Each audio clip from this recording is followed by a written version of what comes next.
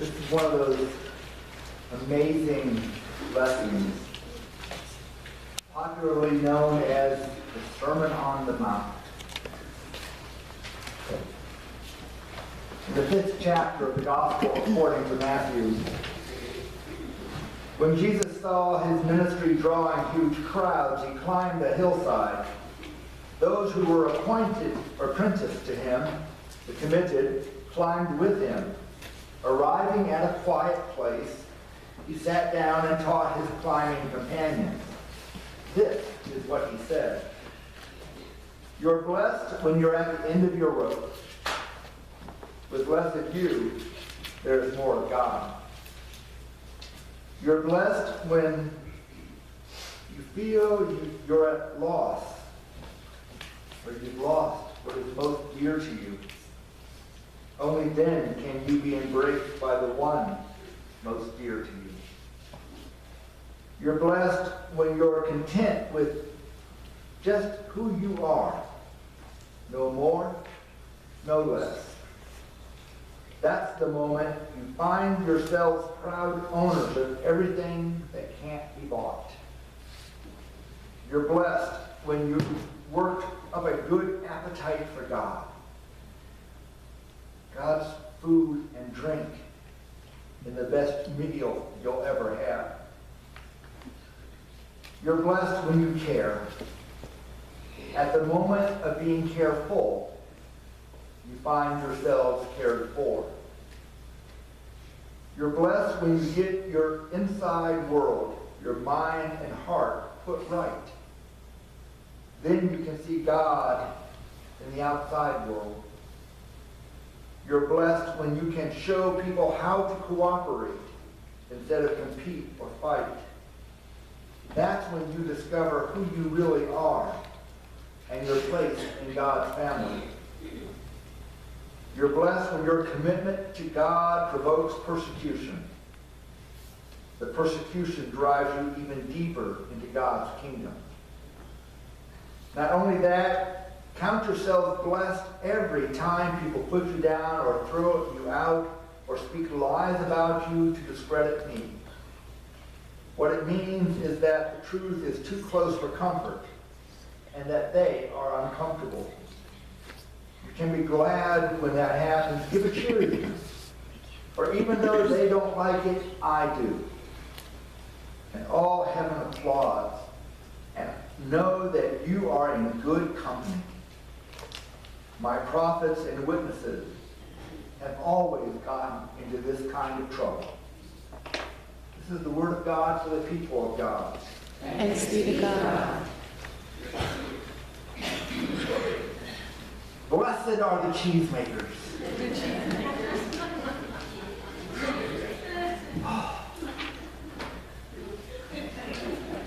There are some of you old enough to remember where that line comes from. Oh, my goodness. Does anybody here not know who said those immortal words, blessed are the cheesemakers? Okay. You were kind of wondering in the bulletin when you saw that this morning. Huh? There was a comedy group from England called Monty Python's Flying Circus. And in the movie, The Life of Brian,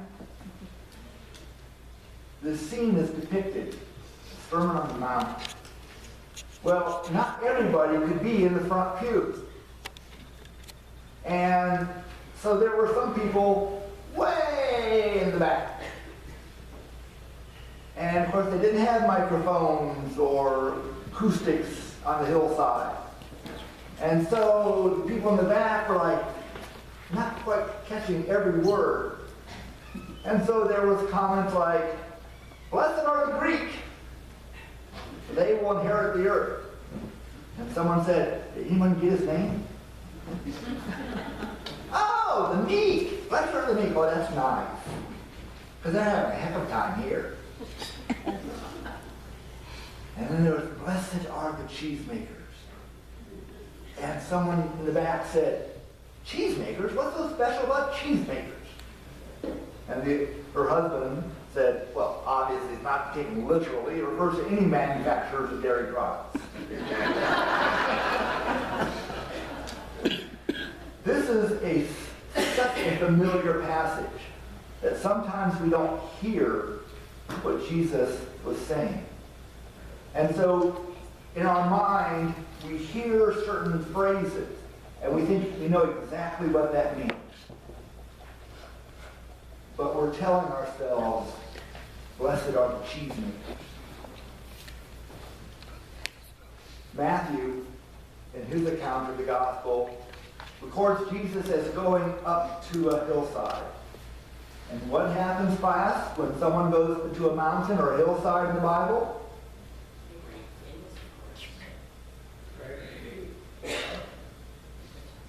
It's important. Attention. Okay, or Jesus, yeah. So, Jesus goes up to a hillside. Is it important? Yes. Okay. He goes up to a hillside. Who else went up to a hillside in the Old Testament? Moses. Moses. Okay. So Jesus' listeners would have immediately made that connection. Hillside? Hillside. Important? Important. Moses goes up. The words of Moses, or the words of God rather, come down to Moses in what form? Tablets. The words of God come down through Jesus in what form? A dove. A dove? Oh, that's pretty good. Living word. Okay. The words come down as blessed. The words of God that came down through Moses were thou shalt, or thou shalt not. The words of God that came down through Moses on one mountain helped to identify a people, to give a community a sense of who they were and whose they were. On this Galilean hillside, Jesus, speaking to his companions, offers them an identity, offers them a sense of who they are, what's their purpose, what's their calling. Last week we talked about the calling that each of us have. The ministry of all believers. That means every single one of us has a ministry to perform. Now, when Jesus is speaking these words, do you ever wonder what he thought as he looked out on the assembly? I thought about that this morning as I was listening to Julie and the choir practice. They sing each week for us. They play for us each week. You ever wonder what they're thinking as they look out at you? Maybe you don't want to know. You ever wonder what I'm thinking? Belinda does all the time. So, you see, we speak words, and we sing words, and we share words, and we do it because we're trying to communicate to another person. Well, when Jesus offered these words, looking out on the people, looking out and trying to offer them an identity. Not the chosen people. Not the experienced people. Not the people that the world would have chosen to liberate anybody. Fishermen, farmers, tax collectors, sinners, one and all. And he offers them a new identity, no longer restricted or confined by the words that people have given them, labels that neighbors, enemies, the empire, those of different political parties, those who speak differently. All the labels that we use to describe each other. In this passage, we hear a different description, a different identity being offered. And that is blessed. Now, if you're not feeling a few goosebumps right about now, and you see the person next to you kind of scratching their chin, poke them in the ribs a little bit, gently. You are blessed. You have been blessed by God. You are no longer retired or tired again. You are no longer old or too young. You are no longer whatever label someone else has thrown at you. You are blessed. Put that on your business card. Trudy Freeman, blessed. Mitch Edgar, Eagle Scout, and blessed. Put your own name. Now, Jesus doesn't just offer that out there, throw it out in the wind and hope somebody catches it. He offers the words, he offers the blessing, and invites his listeners to accept and embrace the blessing. Blessed are the meek. Blessed are the peacemakers. Blessed are you.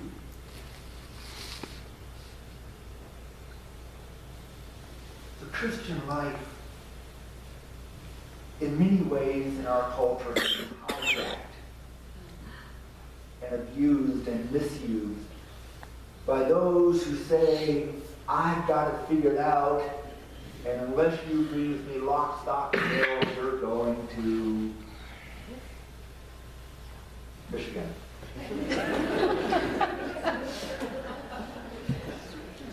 There's a hell Michigan, that's loud.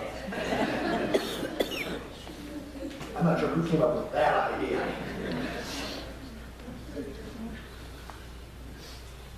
Jesus doesn't speak like that.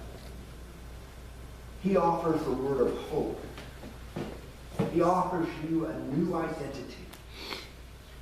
An identity of purpose. None of those blessings are passing.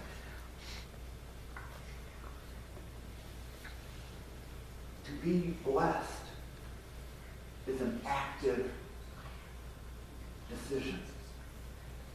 That every time you are a peacemaker, you are blessed. Every time you consider the plight of those around you and then do something about it, you're blessed.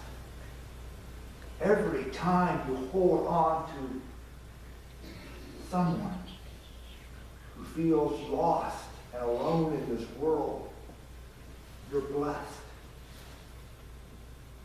To be a blessing gives us identity. It gives us purpose. If you ever want to know what the purpose of this congregation is, it is not simply to maintain this beautifully historic building or to continue on a legacy passed down to us by preceding generations. It is to be a blessing. Because there are people in our communities here in Stevensville and throughout the county who don't feel very blessed.